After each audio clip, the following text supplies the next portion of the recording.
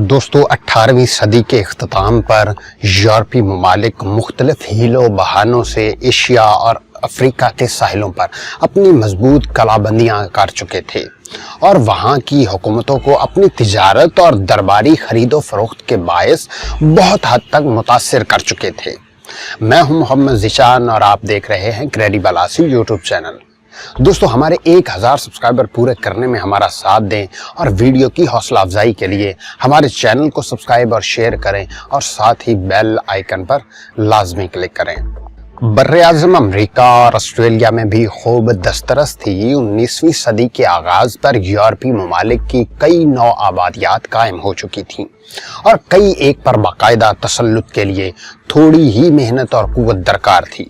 یورپی ممالک یورپ کی تنگ سرزمین سے نکل کر بیرونی دنیا کی تلاش میں چلے تھے اور بیرونی دنیا کی دستیابی پر اپنی آبادی وہاں بسانے یا وہاں کی تمام معاشی افادیت حاصل کرنے کے لیے سلطنت اور کنٹرول کے قیام کے خواہاں تھے۔ اس حکم کی سوچ یورپی حکمرانوں کی توسیع پسندانہ حکمت عملی کو مرتب کرنے کا باعث بنی اور بالآخر 19ویں صدی کے اختتام پر تقریباً تمام یورپی بیرونی ممالک نو آبادیات قائم کر چکے تھے۔ یہ یورپی اقوام کے مکمل عروج کی صدی تھی کہ ایسی یورپی قوم جو یورپ میں بالکل ہی غیر مؤثر اور غیر اہم تھی، وہ بھی ایشیا اور افریقہ کے ممالک کو اپنی پایہ تخت کے زیر نگین کر چکی تھی۔ برطانیہ، فرانس، جرمنی، پرتگال اور بیلجیم وغیرہ سب ہی تو نو آبادیات قائم کر چکے تھے اور برطانیہ، فرانس، جرمنی اور پرتگال تو بیک وقت کئی ممالک کو اپنی نو آبادیات میں شامل بھی کر چکے تھے۔ دوسری طرف روس زار کی قیادت میں وسط ایشیائی ریاستوں کو رفتہ رفتہ کچل رہا تھا۔ اس طرح توسیع پسندانہ رجحانات تیزی سے بڑھ رہے تھے چونکہ تقریباً ہر یورپی ممالک ہی آبادیات کے قیام کے لیے کوشاں تھا، لہذا نو آبادیاتی ممالک کے حصول کے لیے یورپی ممالک باہمی انتشار اور کشمکش میں مبتلا ہو رہے تھے۔ یورپ کے اندر کے معاملات بھلے جس نوعیت کے ہوں مگر بیرونی یورپ نو آبادیات پر بہرحال مفادات کے تضاد کا آغاز ہو چکا تھا۔ فرانس برطانیہ سے نالا تھا اور برطانوی بالادستی کے خاتمے کا خواہاں تھا۔ برطانیہ فرانس کی نو آبادیاتی کو محدود کرنے کے لیے مصروف عمل نظر آتا تھا۔ جرمنی میں اوٹو ون بسمارک نو آبادیاتی نظام میں استحکام حاصل کرنے کے لیے برطانیہ، فرانس اور دیگر توسیع پسندانہ ممالک کی نظر میں کھٹکنا نہیں چاہتا تھا، مگر کیسر ولیم دوم بہرحال اپنی سلطنت کی وسعت کے خواب دیکھ رہا تھا اور اس مقصد کے لیے ہر قسم کی قربانی دینے کے لیے تیار تھا۔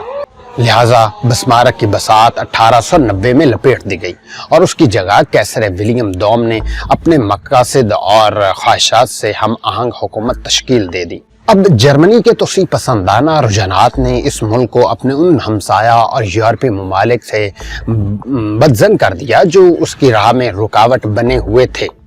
جرمن قوم کو بر اعظم میں اپنے ارد گرد بیشتر ممالک دشمن لگنے لگے تھے۔ جبھی چانسلر کو کہنا پڑا کہ ہر ملک پر نظر رکھنی ہے، اس کا راستہ ماپنا ہے اور کسی کو نقصان بھی نہیں پہنچانا۔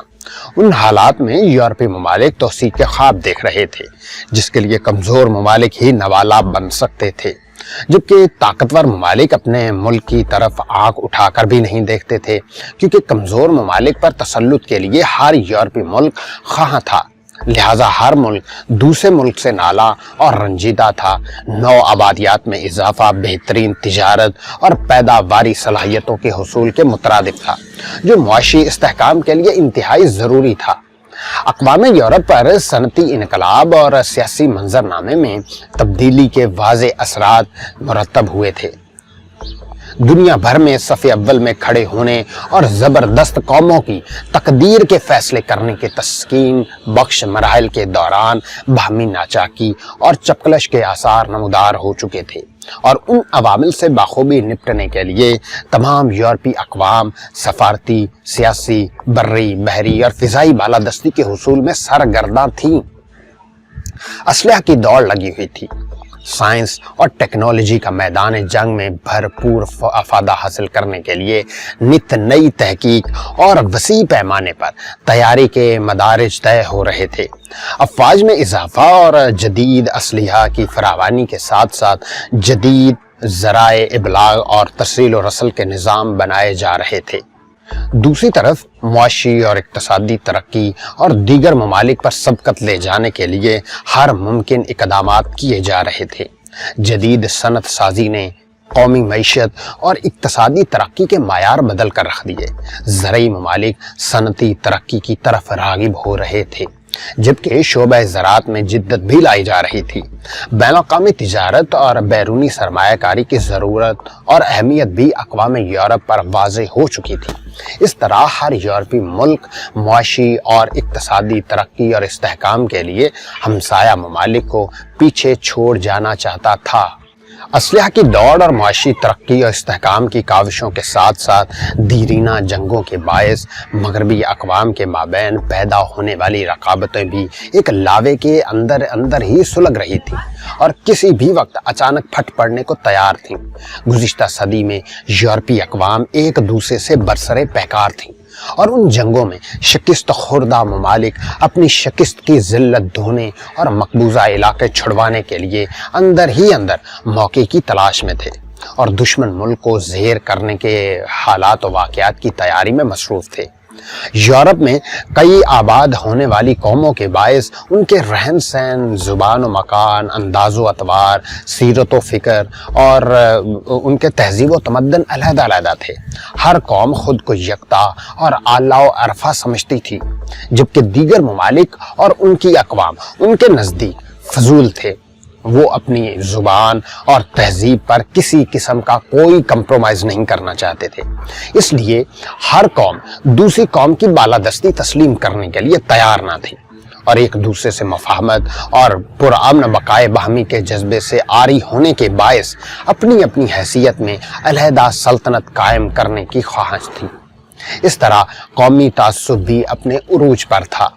उन्हीं हालात में चंद ममालिक ने अपने हमसाया ममालिक के अज़ाइम जारहाना और तुसी पसंदाना जानते हुए दीगर ममालिक से दिफाई मुआहदात करने शुरू कर दिए।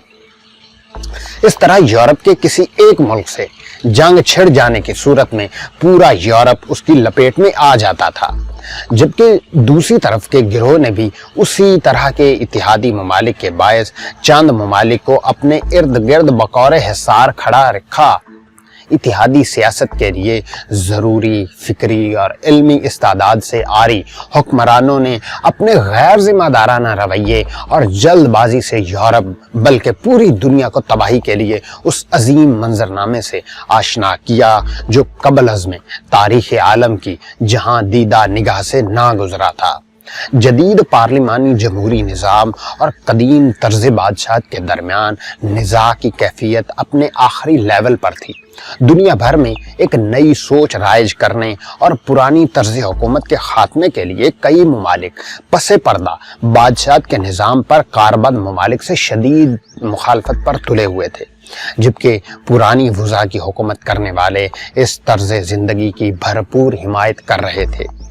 अक्सर व बेशतर ममालिक में कदामत और जिद्दत के मसले पर फसादात होने शुरू हो चुके थे और उनकी हुकूमतों के लिए दिन ब दिन हालात मुश्किल होते चले जा रहे थे। यूरोप के अक्सर ममालिक ने एशियाई और अफ्रीकी ममालिक में अपनी नौ आबादियात कायम रखी थीं। नौ आबादियात के निज़ाम में बालादस्ती के लिए दूर दराज समंदरी इलाकों तक दस्तरस ज़रूरी थी, जिसके लिए बहरी अजीम कुव्वत दरकार थी। बहरी कुव्वत के हुसूल के लिए सरमाए की ज़रूरत के साथ साथ तकनीकी सलाहियत और तजुर्बा और मस्बत रहनुमाई भी ज़रूरी होती है। इस सिलसिले में इक़दामात करने से बहरी कुव्वतों के हामिल ममालिक खटक जाते थे और इस तरह बढ़ने वाले ममालिक के खिलाफ मुहाज खड़े कर लेते थे। गज़ यूरोप के ममालिक 19वीं सदी के आखिरी रबा से ही जंग अजीम अव्वल के असबाब वो वजूहात पैदा कर चुके थे। दोस्तों, पहली जंग अजीम की कहानी जारी है। अगली वीडियो में हम इसी सिलसिले को आगे बढ़ाएंगे, लेकिन अगर आप देखना चाहते हैं कि सद्दाम हुसैन कैसा हुक्मरान था तो आप यहाँ पे क्लिक करें, और अगर आप देखना चाहते हैं कि चाइना सुपर पावर कैसे बना तो आप यहाँ पे क्लिक करें।